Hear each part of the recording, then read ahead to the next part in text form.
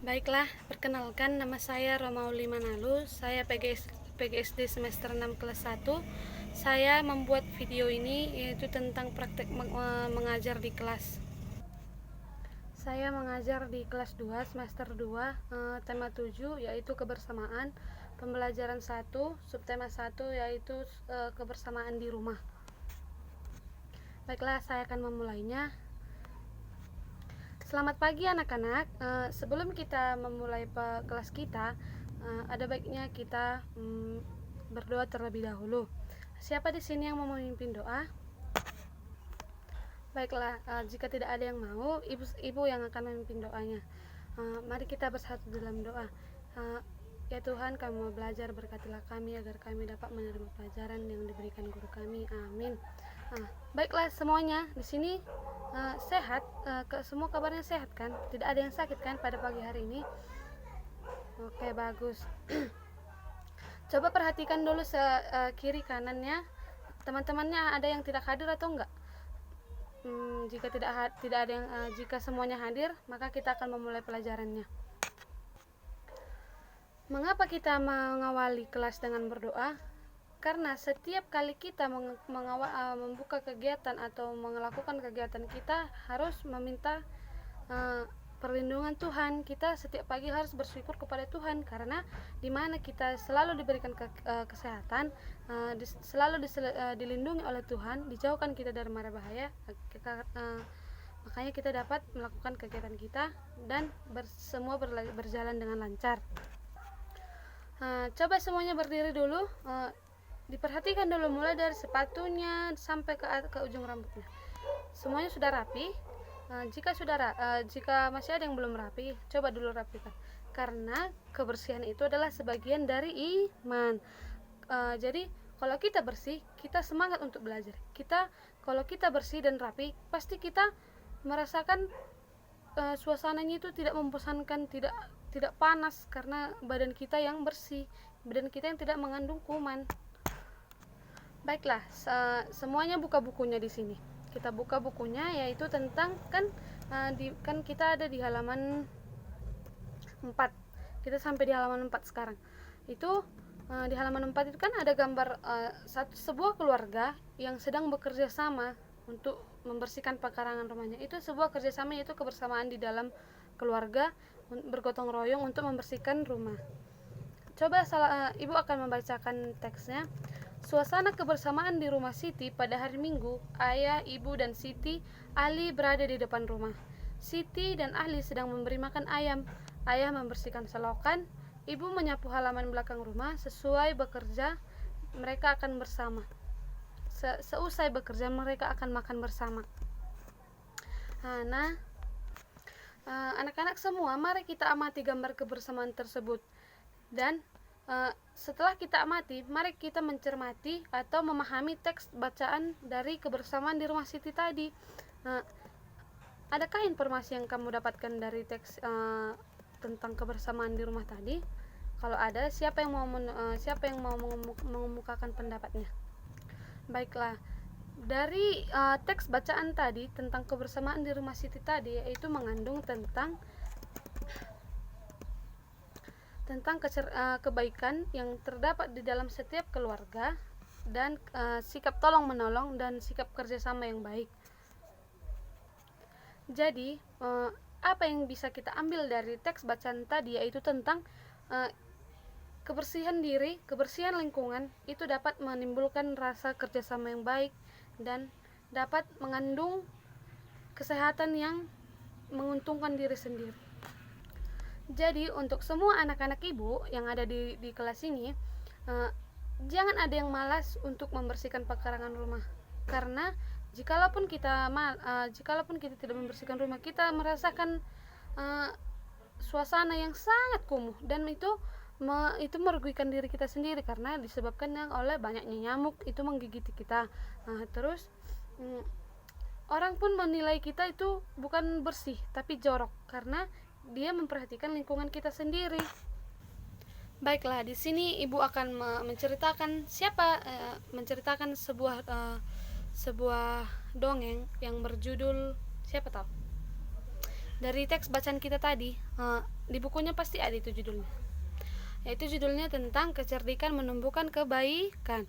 Di sini Ibu akan menceritakan di sebuah gurun pasir, hiduplah ular dan tikus pasir. Sebenarnya ular sangat ingin memakan tikus, sedangkan tikus berusaha mencari akal agar ular tidak lagi berniat memangsanya. Saat itu ular sangat lapar, padahal ia sedang tidak mempunyai sedikit pun makanan. Sedangkan tikus yang berada tidak jauh dari ular sedang asik melahap makanannya.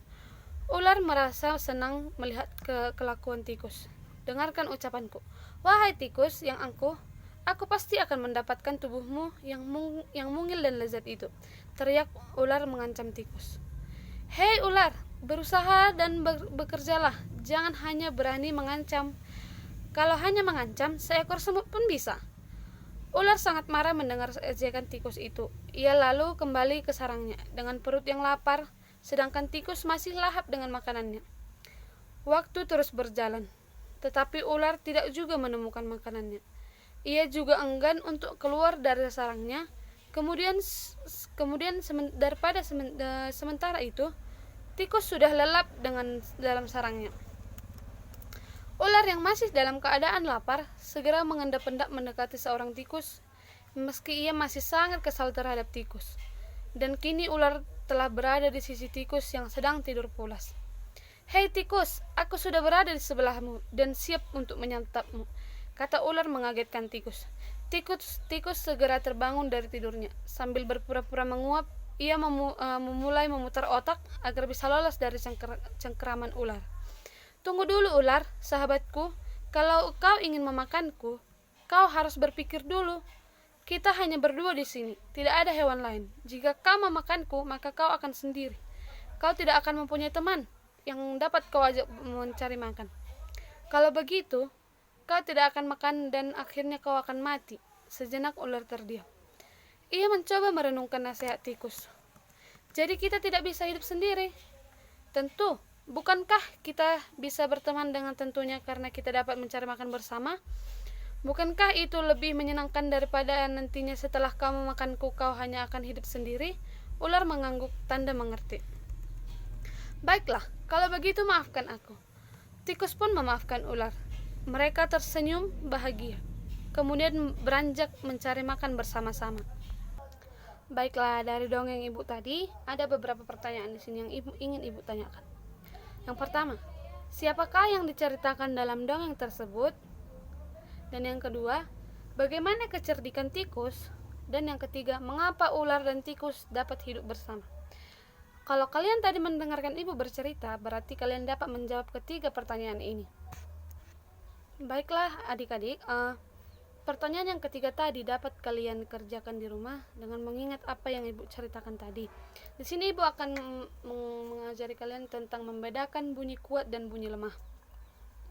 Yang kita gunakan di sini itu meja kita sendiri dan kedua tangan kita sebagai alat bantu. Pertama tadi kita bisa memukul duk duk tap, kedua itu. Kita bisa memperhatikan dua gaya suara. Bunyi yang pertama yaitu seperti ini, duk. Baru bunyi yang kedua. Jika dua bunyi di atas dibandingkan, maka bunyi satu lebih kuat daripada bunyi dua. Baiklah, kita akan mencoba semuanya. Yang pertama tadi bunyi yang pertama yaitu tentang kita memukul meja.